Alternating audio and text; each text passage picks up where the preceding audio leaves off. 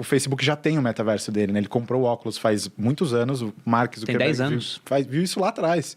Não chama... Tipo, ele não marketeia ainda como um Oasis, mas é que nem você falou, o negócio tá lá. Pra ele botar um comércio e taxar tudo, e ser o grande ditador que taxa tudo nesse mundo, é uma virada de... Mas olha que loucura, né? Olhando pro lado da centralização desse negócio. Que a gente fala blockchain é descentralizado, né? Então, a gente pensar no metaverso descentralizado é lindo, né? Onde tem as organizações descentralizadas, as DAOs, né? Isso é muito legal. A comunidade faz parte, enfim... Quando a gente vai para o metaverso do Facebook, a gente não está entrando no mundo centralizado, particular. a gente está entrando, a gente está mergulhando.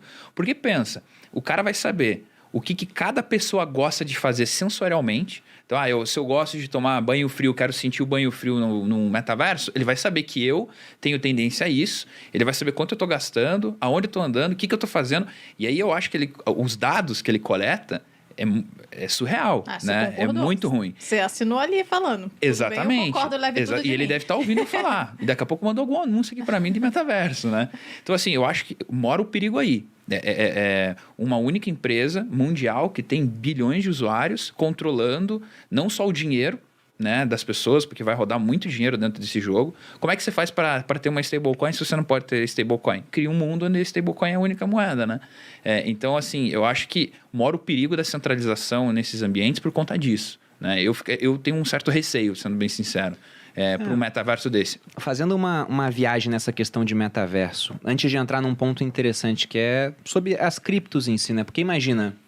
Esse universo sem fronteiras, onde você pode estar jogando com um cara que está nos Estados Unidos, como é o caso do Felipe com o pai dele, ou está nas Filipinas, na China, na Coreia do Norte não.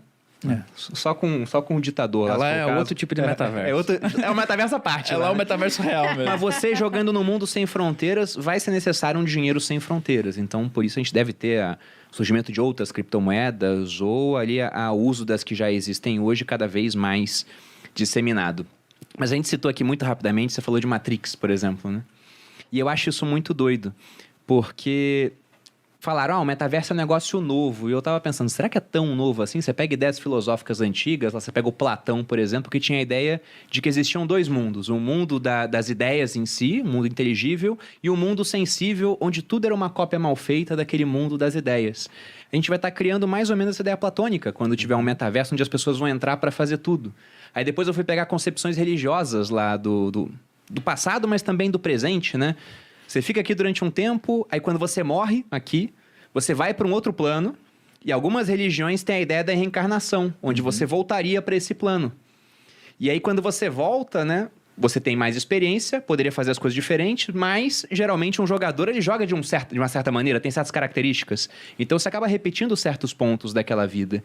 No Clube do Livro, que eu lancei há pouco tempo, a gente vai ler o Vidas Paralelas, ou Vidas Comparadas, que é uma obra escrita pelo Plutarco. Ele comparava sempre um grande grego e um grande romano, e tem uma comparação, na verdade não é nenhuma comparação, ele só conta a história dos dois, é paralelo de fato, entre Alexandre o Grande e Júlio César. E aí, alguns seguidores kardecistas mandaram para mim, no kardecismo tem um pessoal que fala que eles eram a mesma pessoa. Não só os dois, não só Alexandre o Grande e Júlio César, mas Napoleão também seria uma terceira vida. Aí você pensa, é um jogador que tá vindo para cá toda vez e faz a mesma coisa. O cara quer dominar o mundo, né? Isso é muito doido. Eu falei, caramba, isso bate muito com a ideia do metaverso. Ontem no filme Jogador Número 1 era isso. O cara entrava lá, jogava, fazia toda uma vida. Quando ele era morto, tudo que ele fazia ficava lá. Ele voltava para o mundo real e poderia iniciar com outro avatar. Então é basicamente o que a gente vê. Você pega a ideia do hinduísmo. Tem lá os avatares que vêm para cá, né? Krishna, etc. Eu falei...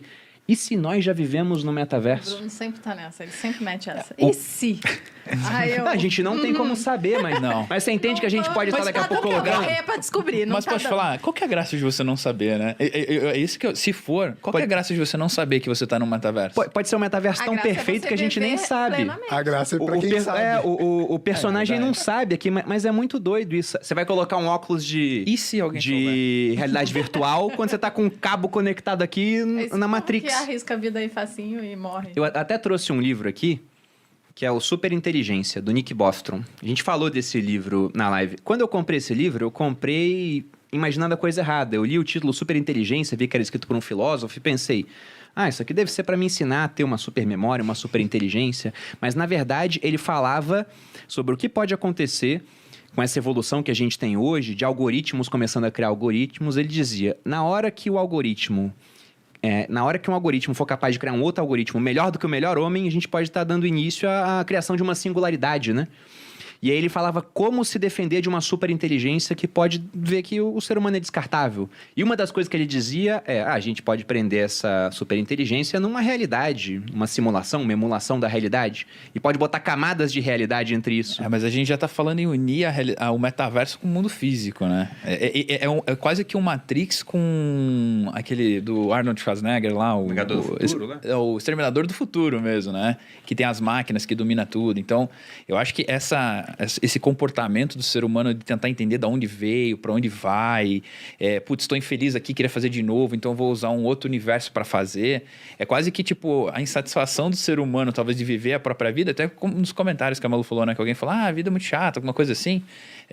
Acho que essa insatisfação das pessoas fazem com que elas queiram buscar outro lugar para viver, para, tipo, se satisfazer e não viver a vida que quer, né? Eu acho que... Porque a vida é basicamente uma só, né? Você vai viver ela, vai morrer, né? Se você volta ou não volta, independente da religião da pessoa, normalmente você não lembra. Eu nunca conheci um cara que falou, não, eu provo que eu vim, né? Olha, eu já li... controvérsias. Eu já li um livro espírita que era de um garotinho que voltou cheio de memórias da Segunda Guerra Mundial. Ele até conseguiu achar onde havia um avião que havia caído no Japão. Ele achou o avião. Mas a gente não sabe. A gente não sabe no final das contas. Eu acho que tem todo... Desculpa te interromper. Sim. Acho que tem todo um espectro de jeitos que a gente usa... Narrativas que a gente usa para lidar com a nossa ignorância e tentar explicar o mundo ao redor. É que algumas das narrativas antigas, cara... Agora que eu comecei a pensar em metaverso, Faz muito sentido. Faz muito sentido, Vai das religiões antigas, da questão dos avatares, do hinduísmo, da reencarnação, do kardecismo... Passa pelos grandes filósofos, mito da caverna, representação, ideias, e chega mais modernamente aos ficcionistas de ficção científica, que todos os caras também grandes que fizeram o nome anteviram décadas lá na frente e começaram a falar de realidade imersiva, relacionamentos virtuais, amor virtual e temas desse naipe, assim. E é curioso porque em criptomoedas especificamente, entre os grupos mais importantes assim que deram origem a esse movimento tá os extropians, não sei nem a tradução, que eram parentes ali dos criptógrafos cypherpunks que deram origem ao Bitcoin ali, que receberam a ideia do Satoshi Nakamoto. E os extropians, o mote dos caras era vida eterna, era imortalidade. Então tinha toda uma parada de... Como é o nome daquele rapaz que se congelou? Esse rapaz é o próprio Satoshi Nakamoto. Não, Ralph Finney. Desculpa, Alguns colocam ele como se fosse eu o acho, Satoshi. particularmente eu acho. Congelou Lembra lá, que eu te falei? Criogênese. Esse cara se matou, né? Porque ele se congelou achando que no futuro vai ter a tecnologia para descongelar e ele tá... Talvez ele nem tivesse essa convicção, mas ele fez as contas ali. Ou eu morro agora e zero game agora, ou eu guardo uma esperancinha... Então ele já tava quase morto. É, Ele já tava tinha quase morto. Entendi. Faz mais Na sentido agora. real, ele assinou tava um na serviço, você assina um serviço lá californiano e quando você morre, tem uma pulseirinha que eles vêm te buscar e te congelam rápido. Então ele de fato morreu. É que ele tinha uma doença. Faz sentido agora. Porque eu pensei, ele se matou, né? Mas ele Não, ele tinha uma doença já. Mas então os caras sempre tiveram essa ideia, assim, e isso passou por ter vários campos da ciência, teoria da informação. Tem um cara que eu esqueci o nome agora que fala da morte informacional teorética. Tipo, quando que você morre? É quando o coração para de bater?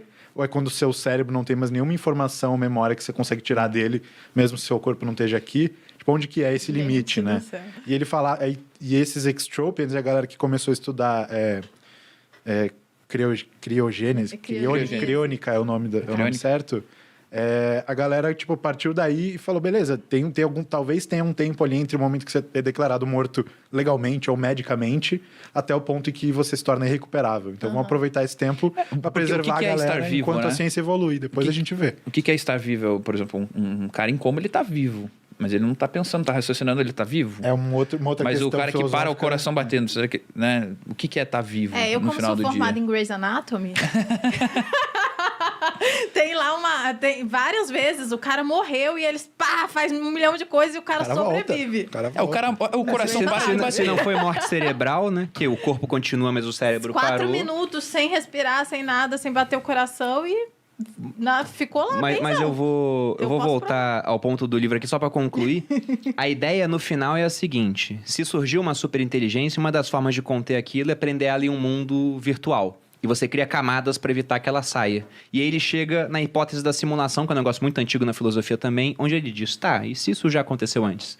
Basta que tenha existido uma civilização técnica no universo que criou um metaverso muito perfeito, ou foi criando vários, e se você tem infinitas possibilidades de realidades virtuais e apenas uma real, qual é a chance de que a gente viva na realidade real de fato? É 1 dividido por um número que não para de crescer.